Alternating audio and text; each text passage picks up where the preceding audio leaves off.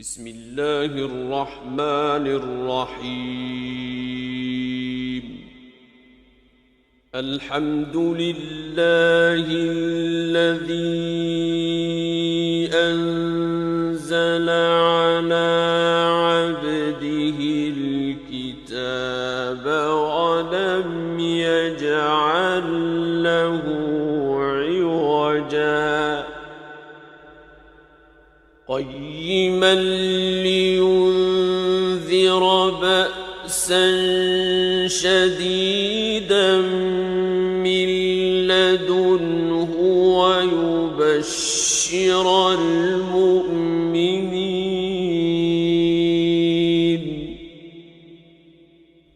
ويبشر المؤمنين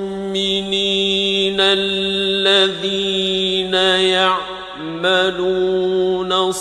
الصالحات أن لهم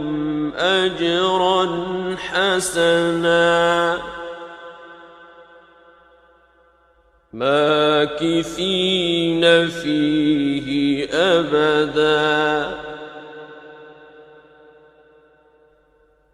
وينذر الذين قالوا اتخذ الله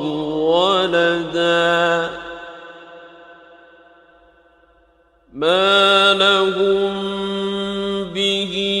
من علم ولا لآبائهم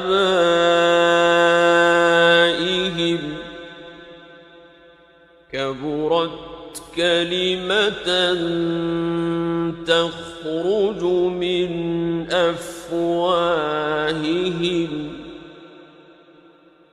إن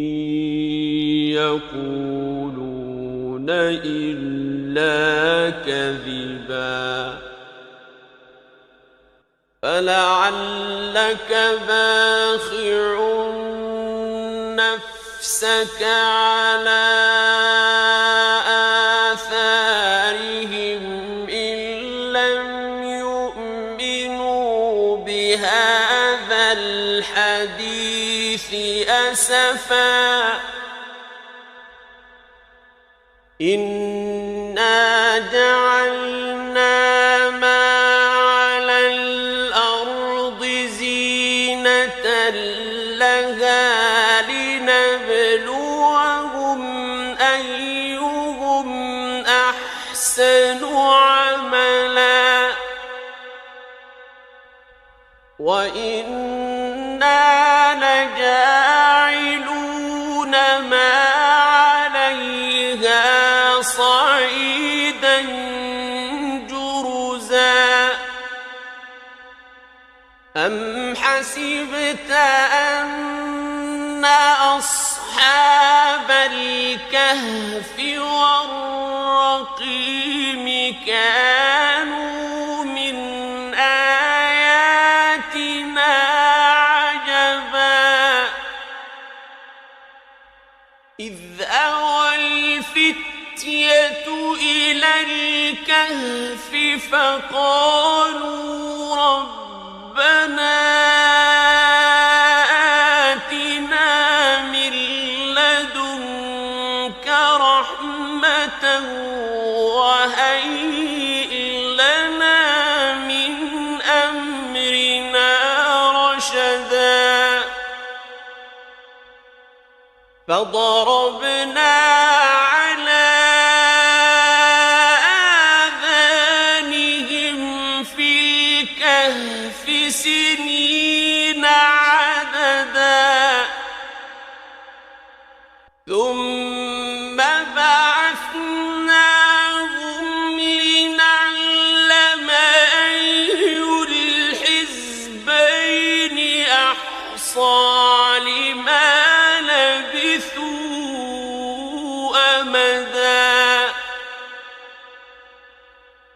نحن نقص عليك نبأهم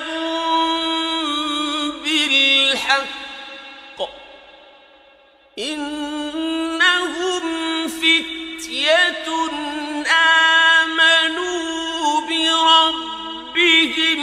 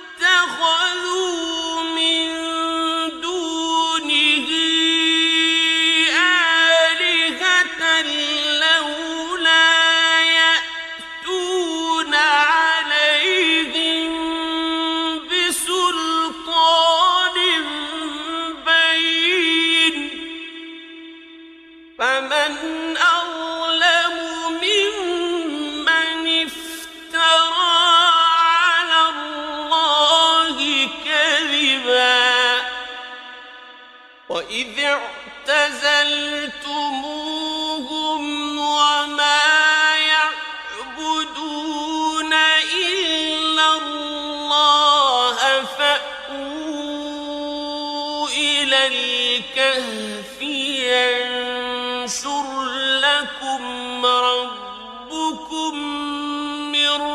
رحمته فأووا إلى الكهف ينشر لكم ربكم من رحمته ويهيئ لكم من أمركم مرفقا وترى الشمس إذا طلعت تزاور عن كهفهم ذات اليمين وإذا غربت تقرضهم ذات الشمال وهم في فجوة منه ذلك من آيات الله من يهد الله فهو المهتد ومن يضلل فلن تجد له وليا مرشدا وتحسبهم أيقاظا وهم رقود ونقلبهم ذات اليمين وذات الشمال وكلبهم باسط ذراعيه بالوصيد لو اطلعت عليهم لوليت منهم فرارا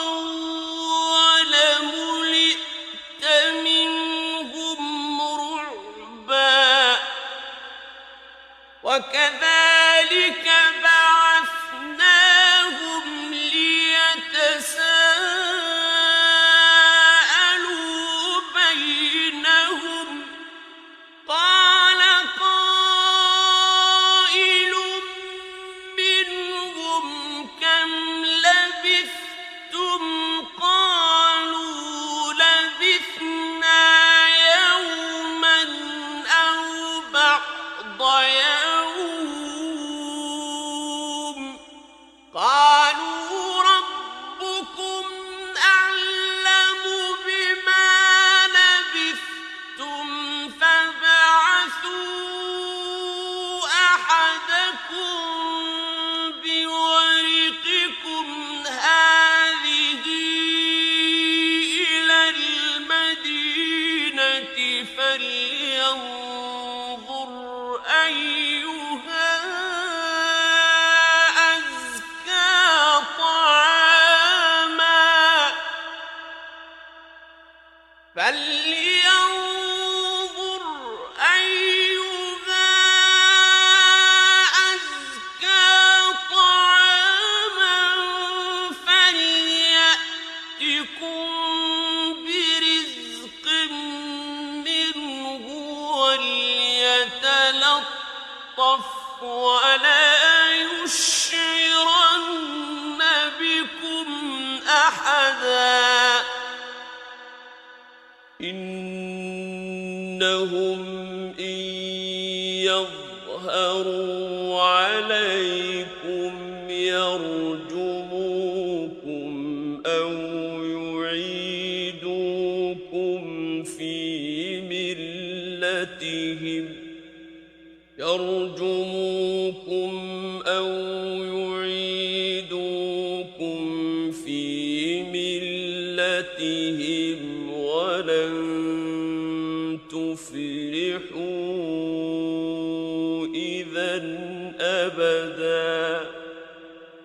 وكذلك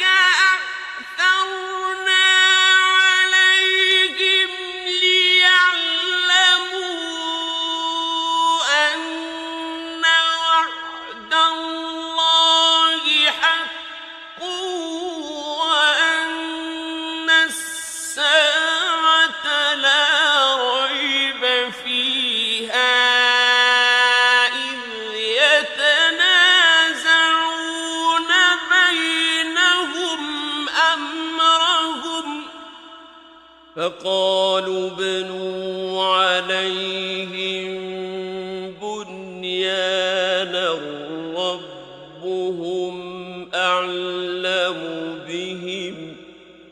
قال الذين غلبوا على أمرهم لنتخذن عليهم مسجدا سيقولون ثلاثة رابعهم كلبهم ويقولون خمسة سادسهم كلبهم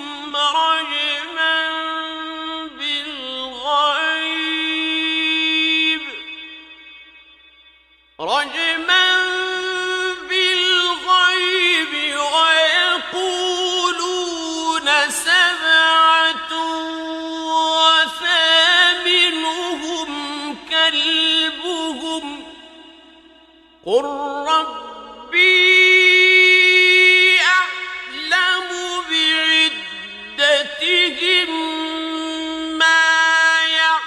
يعلمهم إلا قليل فلا تمار فيهم إلا مراء ظاهرا ولا تستفت فيهم منهم أحدا ولا تقولن لشيء إني فاعل ذلك غدا إلا أن يشاء الله واذكر ربك إذا نسيت وقل عسى أن يهديني ربي لأقرب من هذا رشدا ولبثوا في كهفهم 300 سنين وازدادوا 9 قل الله أعلم بما لبثوا له غيب السماوات والأرض أبصر به وأسمع ما لهم من دونه من ولي ولا يشرك في حكمه أحدا واتل ما أوحي إليك من كتاب ربك لا مبدل لكلماته ولن تجد من دونه ملتحدا واصبر نفسك مع الذين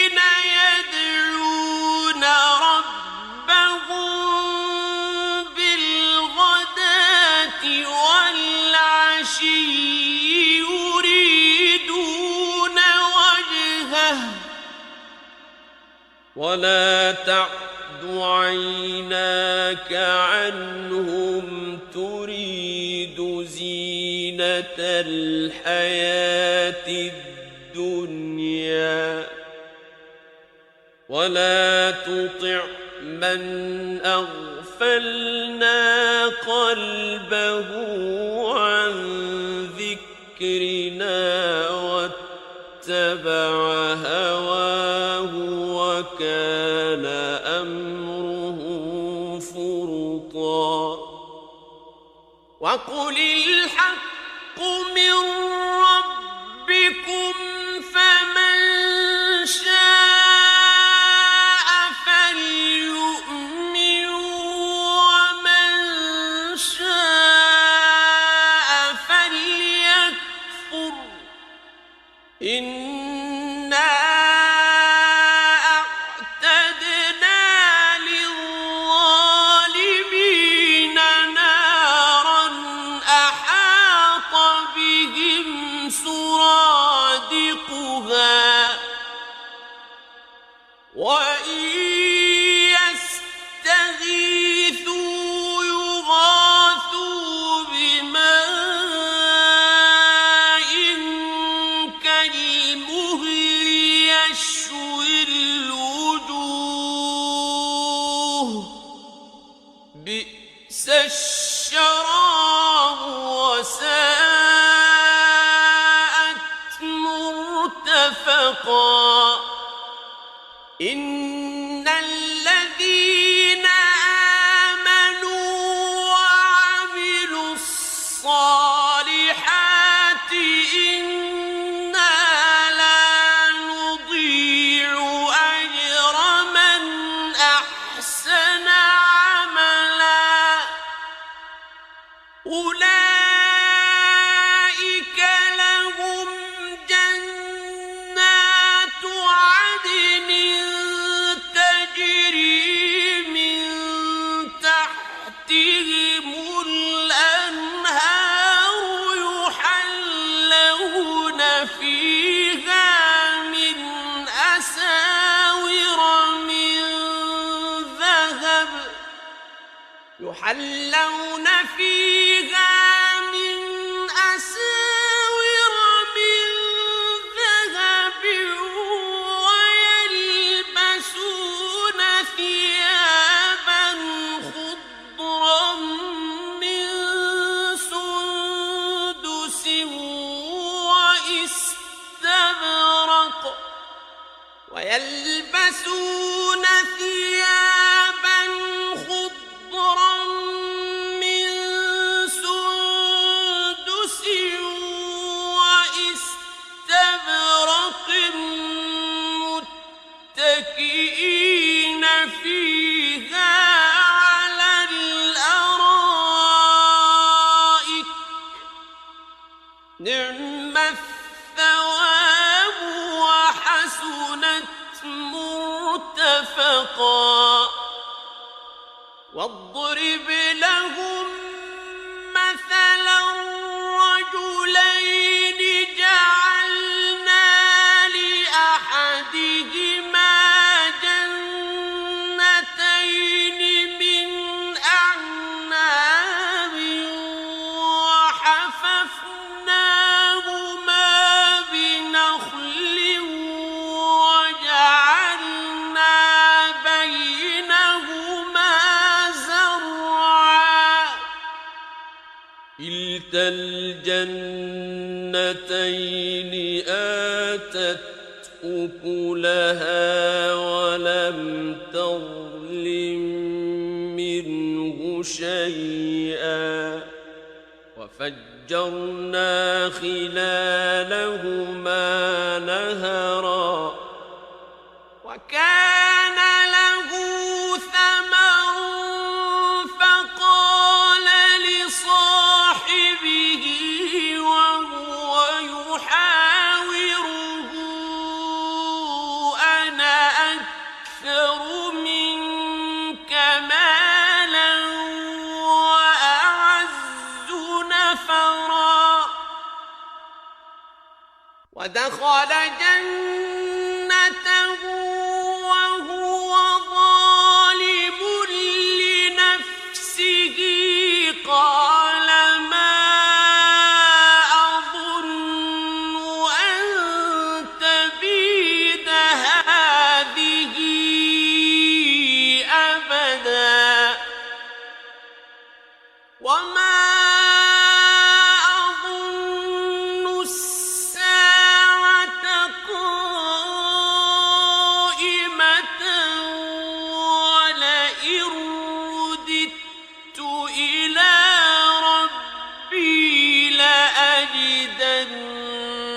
خيرا منها منقلبا قال له صاحبه وهو يحاوره أكفرت بالذي خلقك من تراب ثم من ثم سواك رجلا لكن هو الله ربي ولا أشرك بربي أحدا ولولا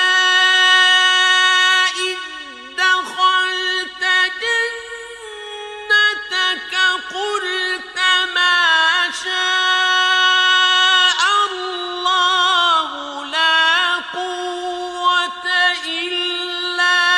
بالله إن ترني أنا أقل منك مالا وولدا فعسى ربي أن يؤتيني خيرا من جنتك ويرسل عليها حسبانا من السماء فتصبح صعيدا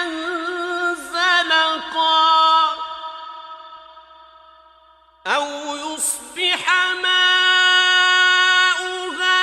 غورا فلن تستطيع له طلبا وأحيط بثمره فأصبح يقلب كفيه على ما أنفق فيها وهي خاوية على عروشها فأصبح يقلب كفيه على ما أنفق فيها وهي خاوية على عروشها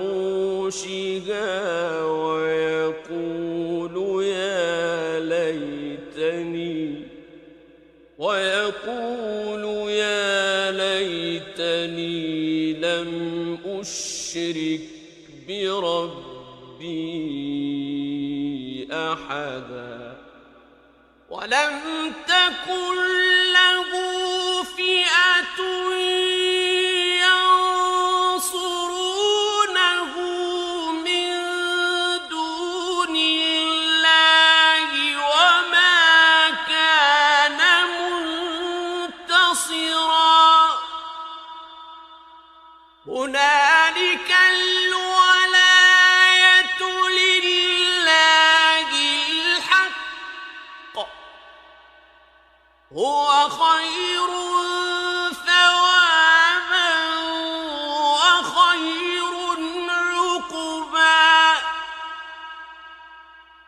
واضرب لهم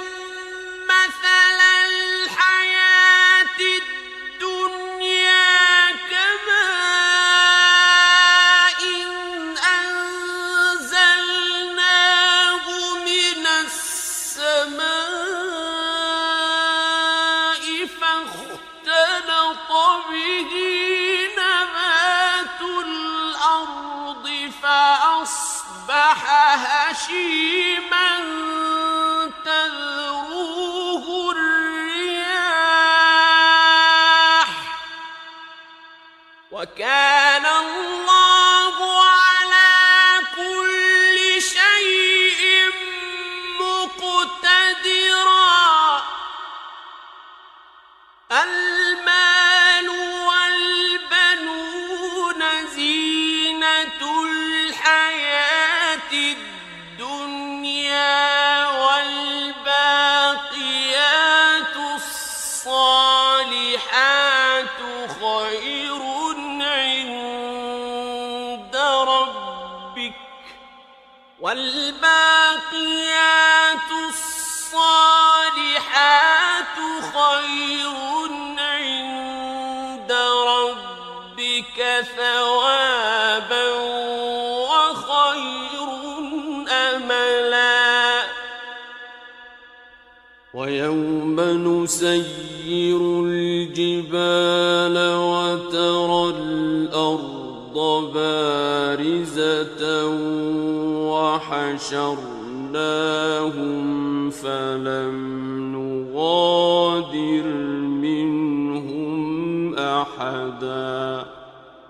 وعرضوا على ربك صفا لقد جئتمونا كما خلقناكم أول مرة بل زعمتم أن لن نجعل لكم موعدا ووضع الكتاب فترى المجرمين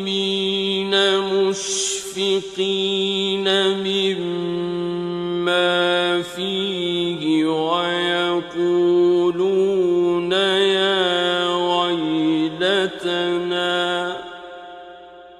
ويقولون يا ويلتنا ما لهذا الكتاب لا يغادر صغيرة ولا كبيرة إلا أحصاها ووجدوا ما عملوا حاضرا ولا يظلم ربك أحدا وإذ قلنا للملائكة اسجدوا لآدم فسجدوا إلا إبليس كان من الجن ففسق عن أمر ربه أفتتخذونه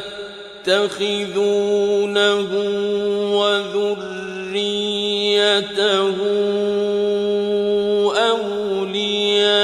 أولياء من دوني وهم لكم عدو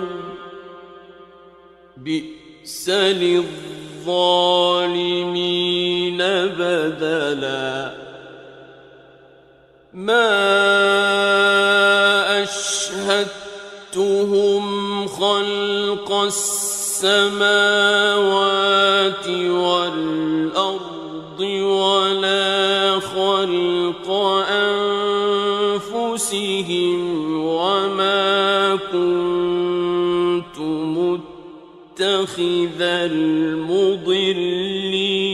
عضدا ويوم يقول نادوا شركائي الذين زعمتم فدعوهم فلم يستجيبوا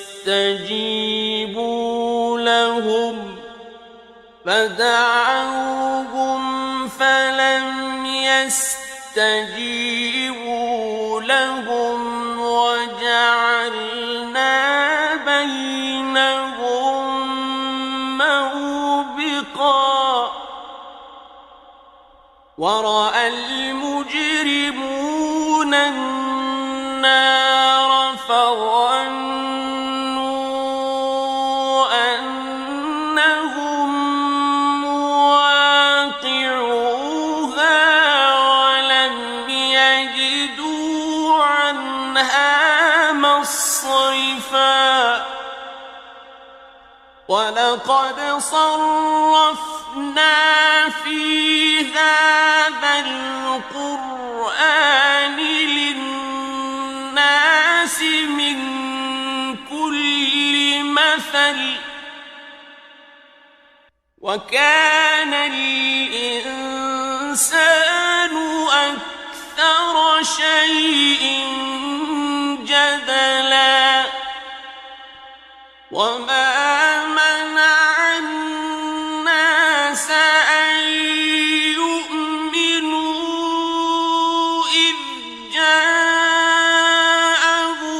الهدى ويستغفروا ربهم إلا أن تأتيهم سنة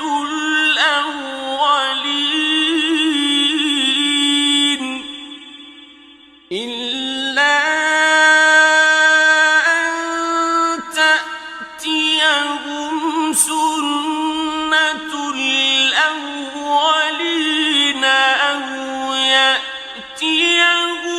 العذاب قبلا وما نرسل المرسلين إلا مبشرين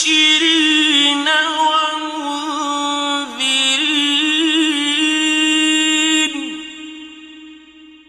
ويجادل الذين كفروا بالباطل ليدحضوا به الحق واتخذوا آياتي وما أنذروا هزوا ومن أظلم ممن ذكر بآيات ربه فأعرض عنها ونسي ما قدمت يداه إنا جعلنا على قلوبهم أكنة أن يفقهوه وفي آذانهم وقرا وإن تدعوهم إلى الهدى فلن يهتدوا إذا أبدا وربك الغفور ذو الرحمة لو يؤاخذهم بما كسبوا لعجل لهم العذاب بل لهم موعد لن يجدوا من دونه موئلا وتلك القرى أهلكناهم لما ظلموا وجعلنا لمهلكهم موعدا وإذ قال موسى لفتاه لا أبرح حتى أبلغ مجمع البحرين أو أمضي حقبا فلما بلغا مجمع بينهما نسيا حوتهما فاتخذ سبيله في البحر سربا فلما جاوزا قال لفتاه آتنا غداءنا لقد لقينا من سفرنا هذا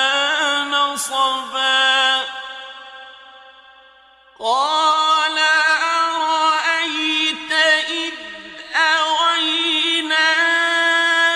إلى الصخرة فإني نسيت الحوت وما أنسانيه إلا الشيطان أن أذكره واتخذ سبيله في البحر عجبا قال ذلك ما كنا نبغ فارتدا على آثارهما قصصا فوجدا عبدا من عبادنا آتيناه رحمة من عندنا وعلمناه من لدنا علما قال له موسى هل أتبعك على أن تعلمني مما علمت رشدا قال إنك لن تستطيع معي صبرا وكيف تصبر على ما لم تحط به خبرا قال ستجدني إن شاء الله صابرا ولا أعصي لك أمرا قال فإن اتبعتني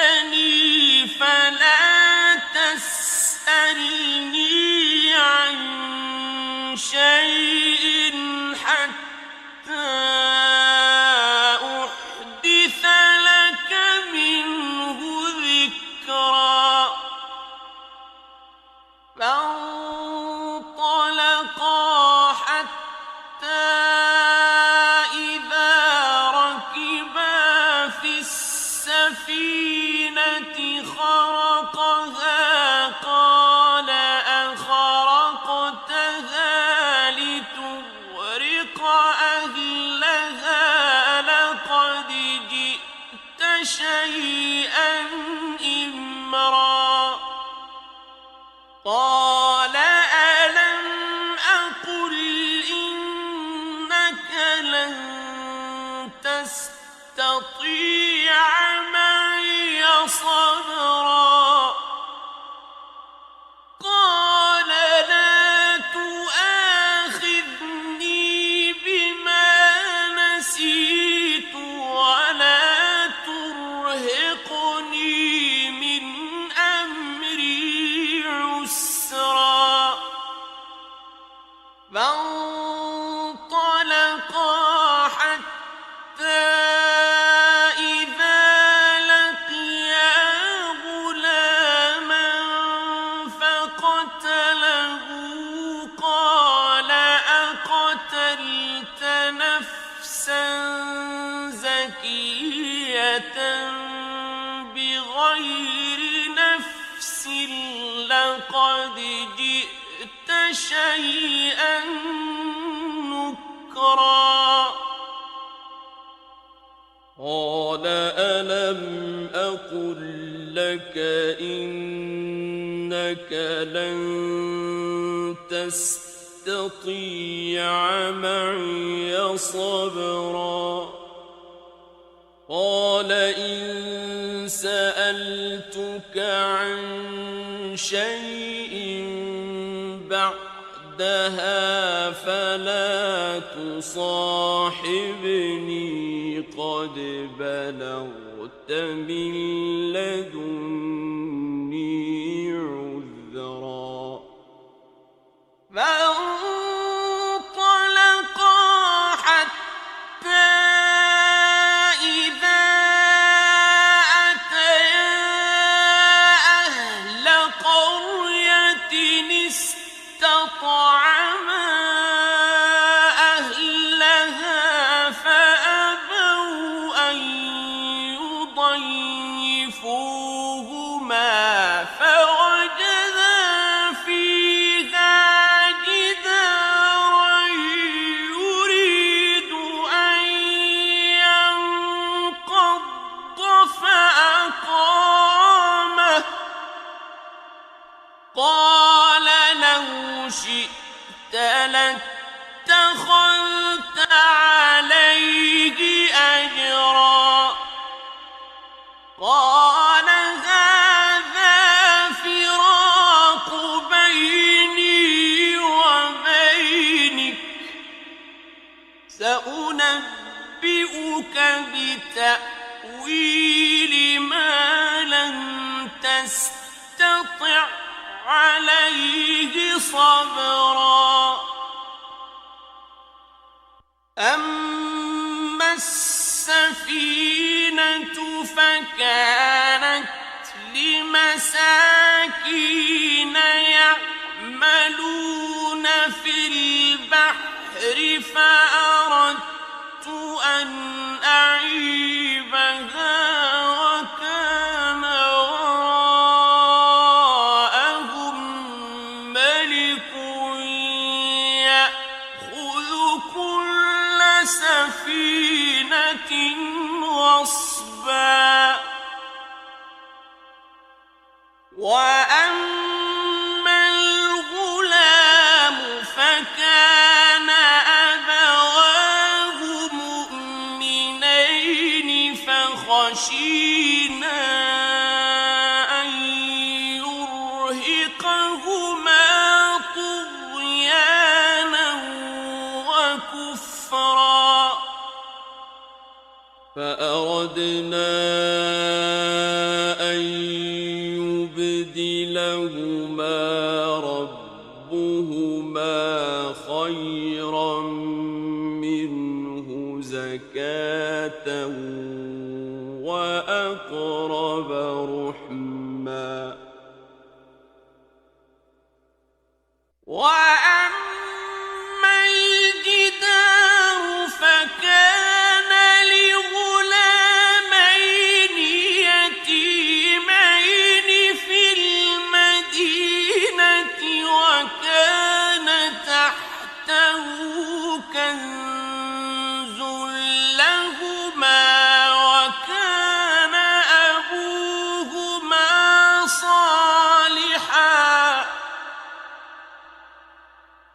وكان أبوهما صالحا فأراد ربك أن يبلغا أشدهما ويستخرجا كنزهما رحمة من ربك وما فعلته عن أمري ذلك تأويل ما لم تسطع عليه صبرا ويسألونك عن ذي القرنين قل سأتلو عليكم منه ذكرا إنا مكنا له في الأرض وآتيناه من كل شيء سببا فأتبع سببا حتى إذا بلغ مغرب الشمس وجدها تغرب في عين حمئة ووجد عندها قوما قلنا يا ذا القرنين إما أن تعذب وإما أن تتخذ فيهم حسنا قال أما من ظلم فسوف نعذبه ثم يرد إلى ربه فيعذبه عذابا نكرا وأما من آمن وعمل صالحا فله جزاء الحسنى وسنقول له من أمرنا يسرا ثم أتبع سببا حتى إذا بلغ مطلع الشمس وجدها تطلع على قوم لم نجعل لهم من دونها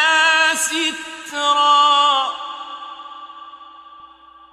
كذلك وقد أحطنا بما لديه خبرا ثم أتبع سببا حتى إذا بلغ بين السدين وجد من دونهما قوما لا يكادون يفقهون قولا قالوا يا ذا القرنين إن يأجوج ومأجوج مفسدون في الأرض فهل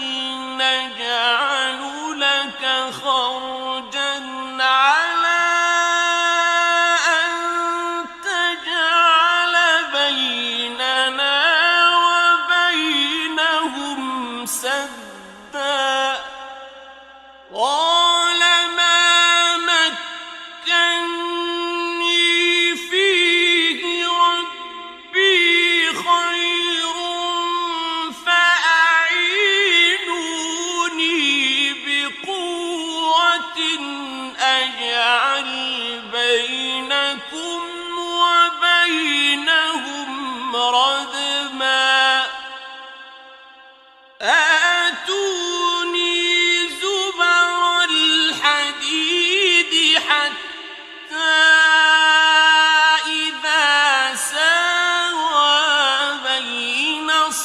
الصدفين قال انفخوا حتى إذا ساوى بين الصدفين قال انفخوا حتى إذا جعله نارا قال آتوني أفرغ عليه قطرا فما استطاعوا أن يظهروه وما استطاعوا له نقبا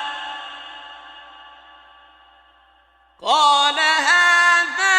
رحمة من ربي فإذا جاء وعد ربي جعله